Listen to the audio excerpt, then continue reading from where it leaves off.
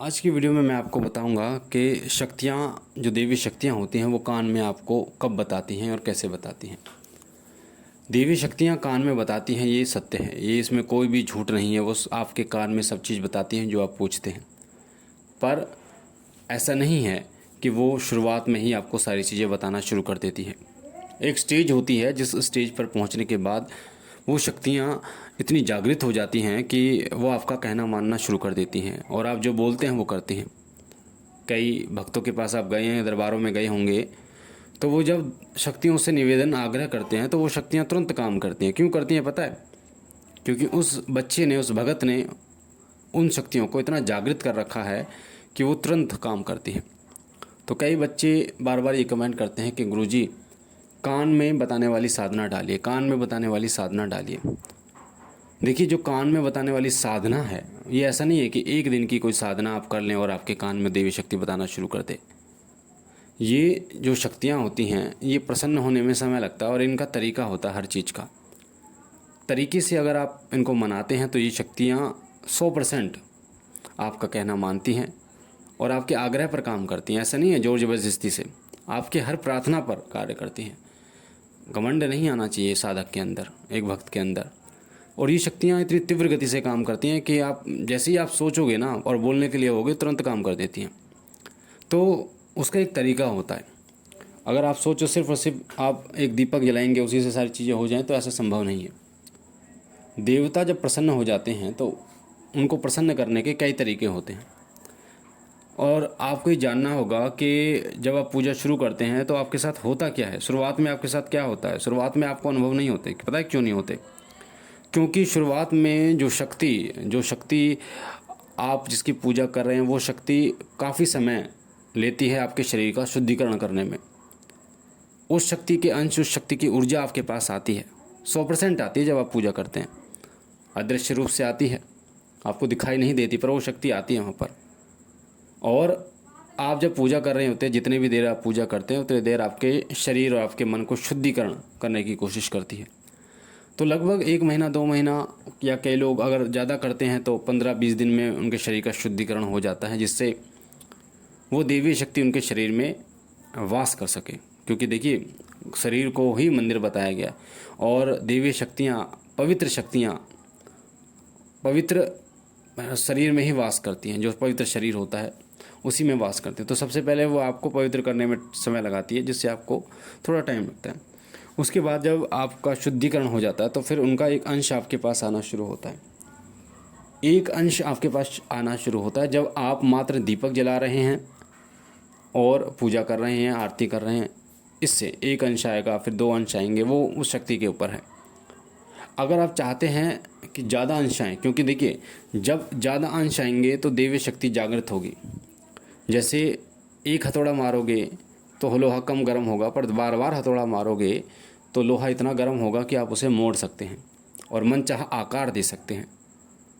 इसी तरीके से देवी शक्तियों का होता है। देवी शक्तियों को अगर आपको बुलाना है, उनके अंश रूपी ऊर्जा को इकट्ठा करना है और मनचाहा उन शक्ति से कार्य लेना है। कार्य का मतलब विनम्र स्वभाव से आग्रह कर कर, विनती करके। तो आप चाहते हैं कि वो आप जब बोलें तो काम करें, आपके कान में बताएं और दूसरों के बारे में बताएं, तो तभी हो सकता है जब आप उनके अंशों को इकट्ठा जल्दी कर लें। वरना साल साल, 2-2 साल, 3-3 साल, 10-10 साल लोगों को लग जाते हैं। अब ऐसा क्या करें जिससे ये अंश इकट्ठे हो जाएं जल्दी?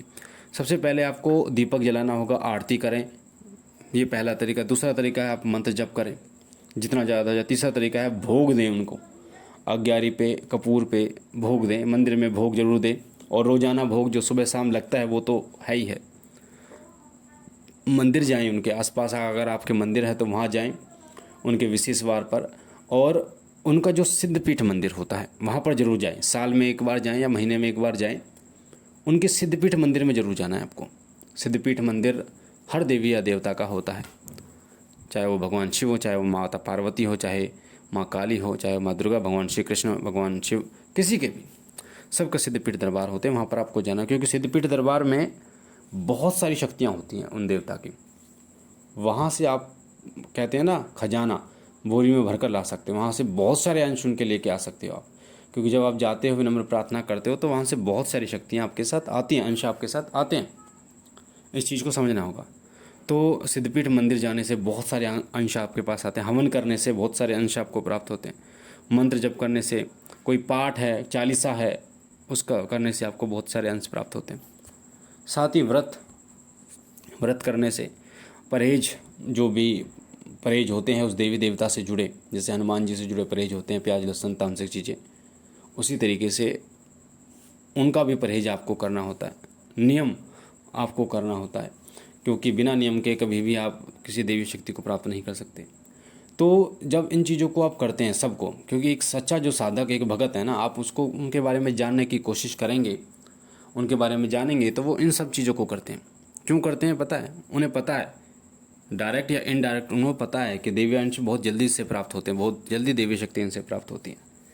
एक तरफ आप चोला भी चढ़ा रहे हो, एक तरफ आप हवन भी कर रहे हो, एक तरफ आप मंत्र जप भी कर रहे हो, एक तरफ आप बड़ा व्रत भी कर रहे हो, एक तरफ आप उनके धाम पे भी जा रहे हो, तो बहुत जल्दी अंश, जगह जगह से अंश आपके पास इकट्ठे होते हैं।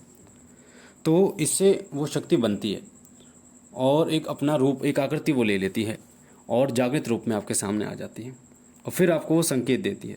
पहले सपने में संकेत देती है वो आपको, सपने में संकेत देगी, फिर आपके दीपक में भी आपको संकेत मिलने शुरू हो जाते हैं। जैसे दीपक में फूल बनता है, लो तीव्र हो जाती है, या कोई आकृति बनती है, फूल बनता है, और आपके शरीर पर भी आपको महसूस होगा, आंखों में आंसू, उबासियाँ बड़ी बड़ी, शरीर वाइब्रेट होगा आपका, या आगे पीछे हिलेगा, इस तरीके से सांस ऊपर की तरफ चढ़ेगा। तो और सवारी भी आ जाती है इसी बीच में। तो जब इस प्रकार से आपको अनुभव होने लगे, उसके बाद जब हो सकता है आपको 2 महीने 3 महीने इस प्रक्रिया में लग जाता है, या फिर 5 6 7 महीने, साल भी लग जाता है आपको। अगर आपका गुरु है तो बहुत जल्दी मिल जाती है, क्योंकि गुरु पहले से ही बहुत सारे अंशों को प्राप्त करके रखते हैं, और जब वो आपको आशीष देते हैं, शिष्य बनाते हैं, तो अपने हाथ को सिर पे रखते हैं ना आपके, तो बहुत सारे अंश आपको प्राप्त होते हैं देवी ऊर्जाओं के, शक्तियों के। इसलिए मैं कहता हूँ कि अगर जिस देवी देवता की आप पूजा करते हैं, अगर आप उन्हीं गुरु की शरण में जाते हैं, जो उनकी भी, जो जिस देवता की आप पूजा करते हैं वो भी उसी देवता की पूजा करें, तो बहुत जल्दी आपको सवारी प्राप्त होती है और बहुत जल्दी दिव्य अंश मिलते हैं, दिव्य दृष्टि खुलती है।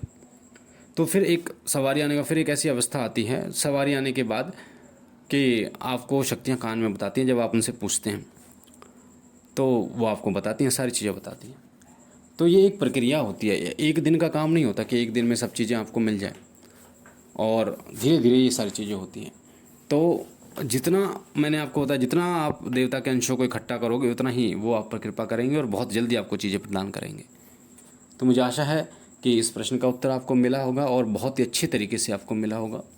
बाकी बाबा भोलेनाथ से मैं ये विनती करता हूँ कि वो आप पर कृपा करें, आपके घर परिवार पर कृपा करें, सदैव आपकी झोली भरते रहें, और आप और आपका परिवार सदा सुखी रहे, खुश रहे।